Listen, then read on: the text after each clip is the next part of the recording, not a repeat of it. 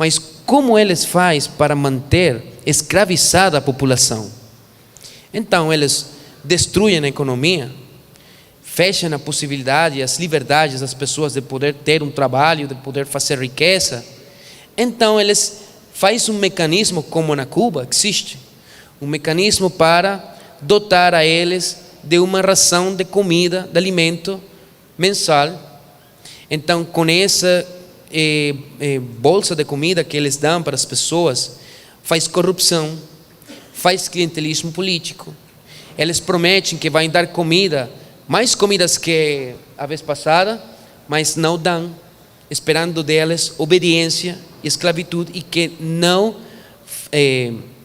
protestam, não faz greves em contra deles. Roderick, então quem faz greve ou quem faz protesto não recebe comida através da tarjeta da pátria.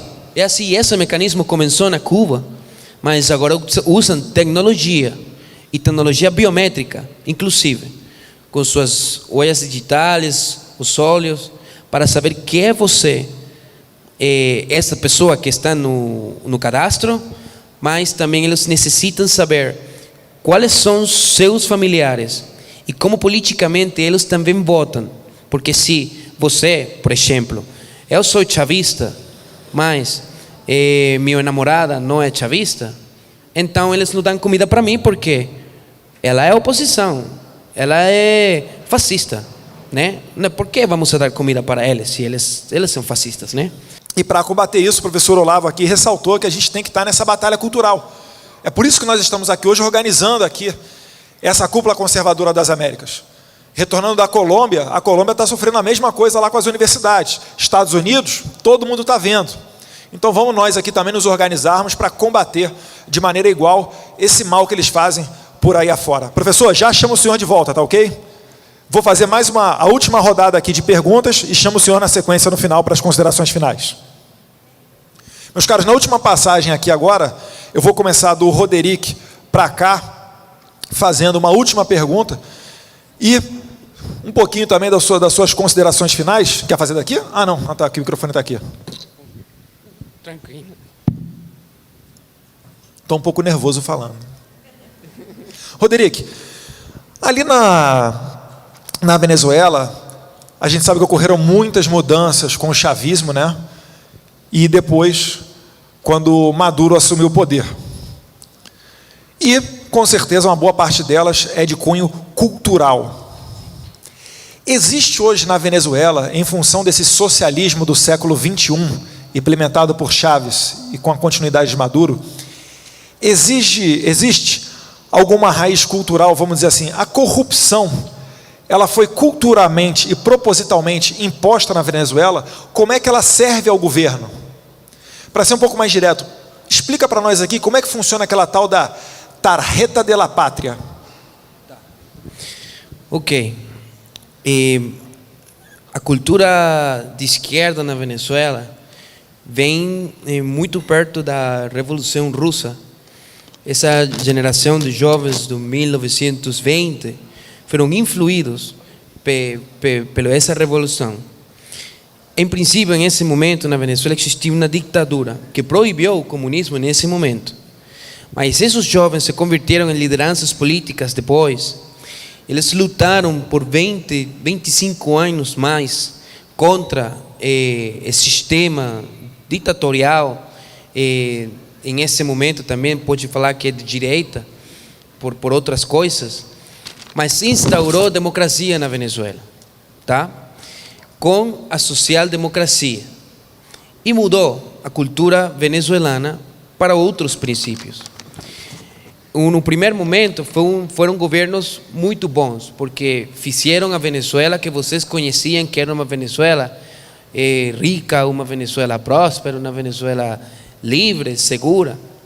Mas eu acho que essas elites que instauraram a democracia e converteram o meu país em um dos países mais prósperos da região para esse momento, não educaram novas elites, não educaram novos jovens, novas lideranças para continuar os sucessos do começo da democracia, tá? É por isso que en la medida que os años fueron pasando, as décadas dos 80 e dos 90, o sistema colapsou. Por quê? Porque não haviam ideias inovadoras. E as lideranças políticas o que queriam era pegar o dinheiro, porque como havia muito dinheiro, era fácil para eles pegar e fazer-se milionários, ser ricos. Então começaram a fazer mais mecanismos de corrupção para fazer mais possibilidades de ter clientelismo político e assim comprar partidos, repartir os ministérios entre os partidos políticos, etc. E eles preocuparam mais por isso que pela economia. E por isso Venezuela começou a deixar de ser um país próspero. É por isso que Chávez falava que ela era a esperança de um novo sistema.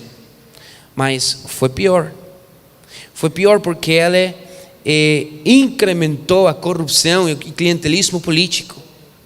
E hoje temos os casos de corrupção mais escandalosos do mundo. Mas isso é para manter uma elite política.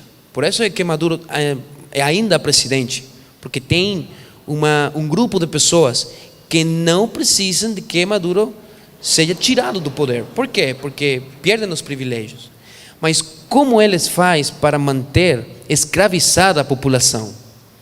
Então eles destruem a economia, fecham a possibilidade, as liberdades das pessoas de poder ter um trabalho, de poder fazer riqueza. Então eles fazem um mecanismo como na Cuba existe, um mecanismo para dotar a eles de uma ração de comida, de alimento mensal.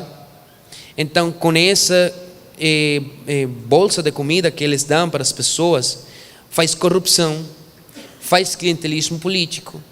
Eles prometem que vão dar comida, mais comidas que a vez passada, mas não dão, esperando deles obediência e esclavitud, e que não protestem, não faz greves em contra deles. Roderick, então quem faz greve ou quem faz protesto não recebe comida através da tarjeta da pátria.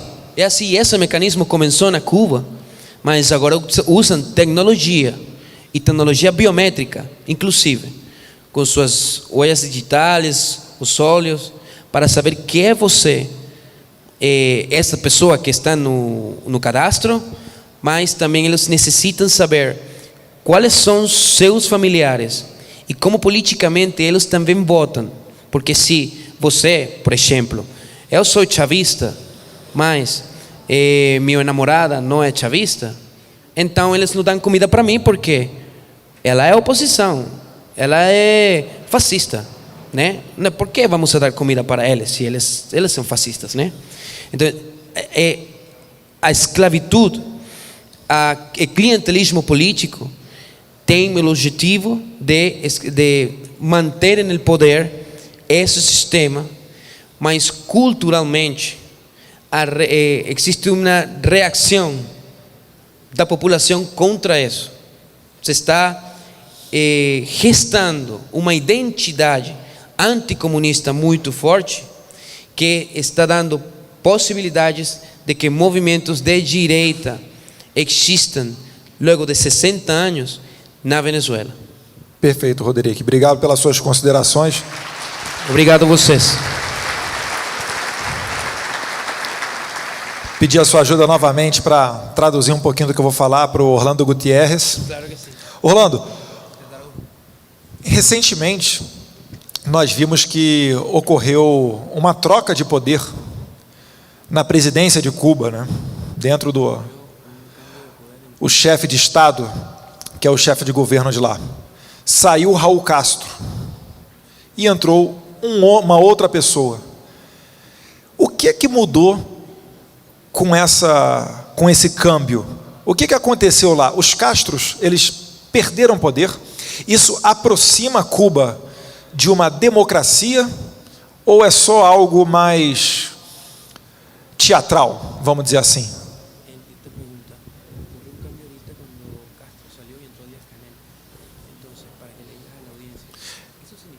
E também com o tempo para as suas considerações finais, se desejar falar sobre algum outro assunto ou alguma última observação. ¿Eso significa que está transitando Cuba hacia una democracia o solamente algo teatral? Y también luego de tu respuesta puedes dar las últimas consideraciones. Completamente teatral. En Cuba no ha tomado lugar ningún cambio de sustancia. El organismo rector de la sociedad cubana es el Partido Comunista de Cuba. El primer secretario general del partido sigue siendo Raúl Castro. De hecho, él controla el país. Además, existe un Consejo de la Defensa compuesto por los principales jefes militares que controlan, de hecho, la vida del país.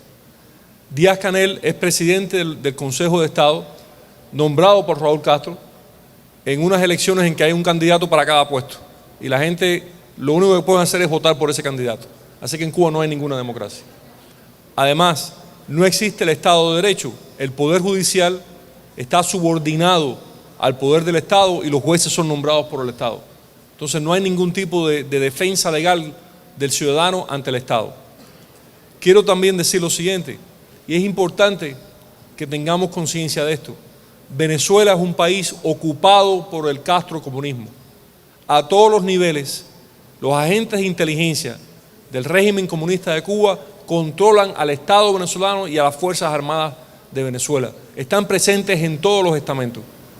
Y eso es importante porque este régimen que existe en Venezuela no solamente es un régimen ilegítimo y tiránico, es un gobierno de ocupación y hay que llamarlo por su nombre. Yo creo que lo que quiero aportar como una última consideración es, por mucho tiempo, políticos corruptos, como describió Roderick, que estaban de alguna manera asociados con el régimen comunista de Cuba, ignoraron la realidad de Cuba. El resultado es lo que estamos viendo en Venezuela, lo que estamos viendo en Nicaragua y en muchos otros países. Si queremos un verdadero amanecer de libertad en América Latina, no se puede seguir ignorando a Cuba y hay que ayudar decisivamente como latinoamericanos a ese pueblo cubano para que recupere su libertad. Gracias, Eduardo. Muito obrigado, Rolando.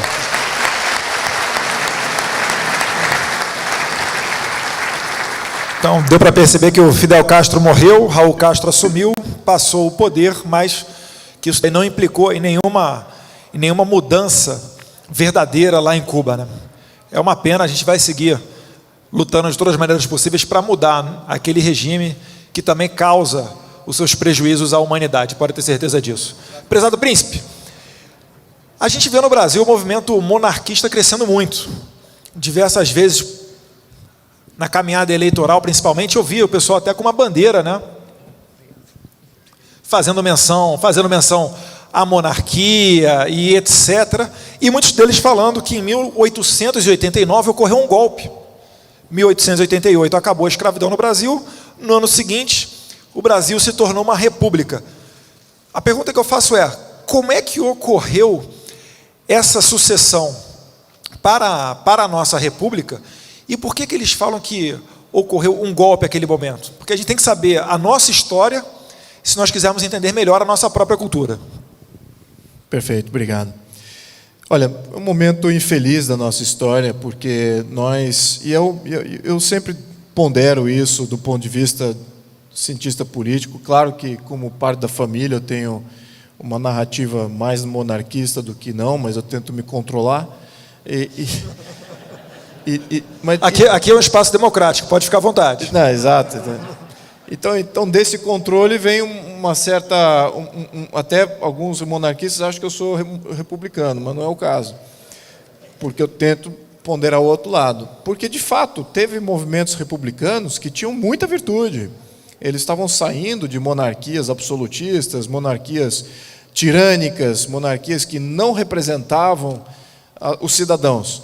Não foi esse o caso do Brasil. O Brasil nasce com uma Constituição liberal, ele nasce com uma família involucrada no ativismo em prol da cidadania brasileira.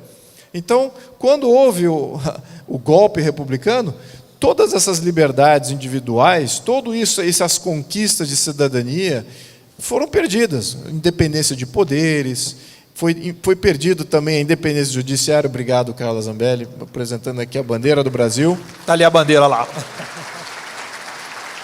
Essa é uma bandeira do Brasil. Acho que alguns países têm a felicidade de ter várias bandeiras representando a sua nacionalidade.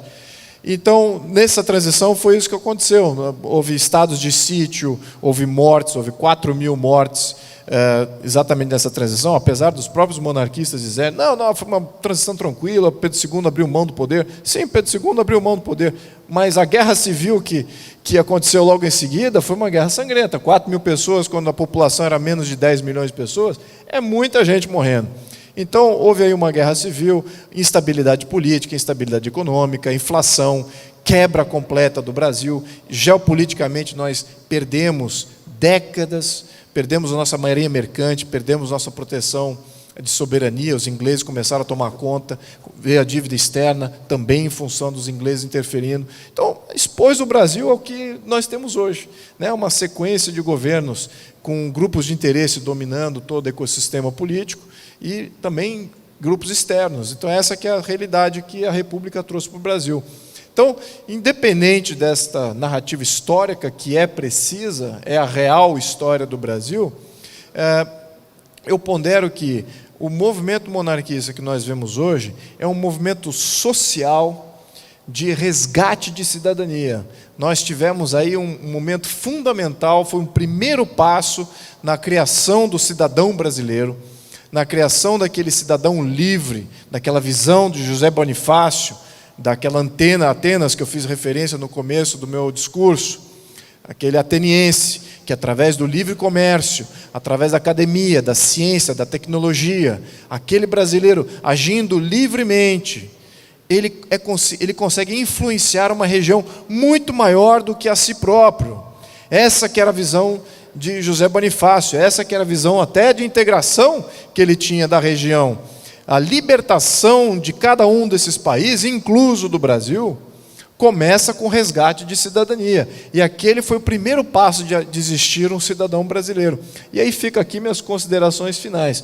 Eu acho que na questão monarca, sim, ela pontualmente, ele é um resgate de cidadania, faz parte da nossa história. Eu vejo não só monarquistas, mas eu vejo republicanos também reconhecendo que, de fato, ali, esse período foi fundamental no nosso país. Isso já é muito bom, não quer dizer que vai se tornar um militante pela monarquia, nada disso, mas ele vai se tornar um militante pelo Brasil.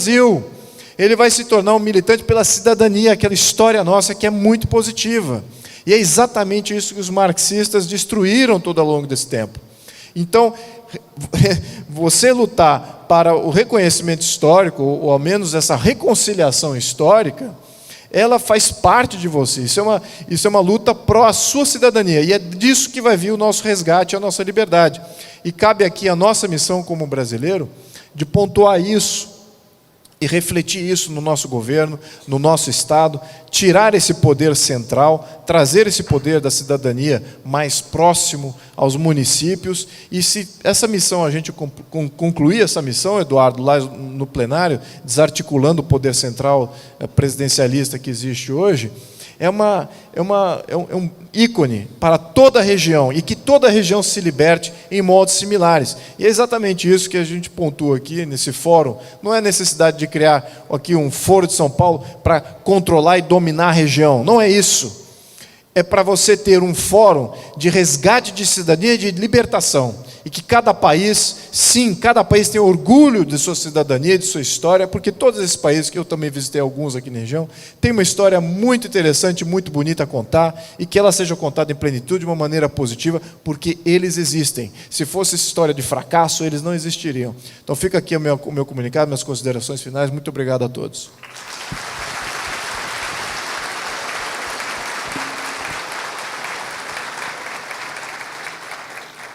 Obrigado pelo esclarecimento, Príncipe Luiz Felipe de Orleans e Bragança.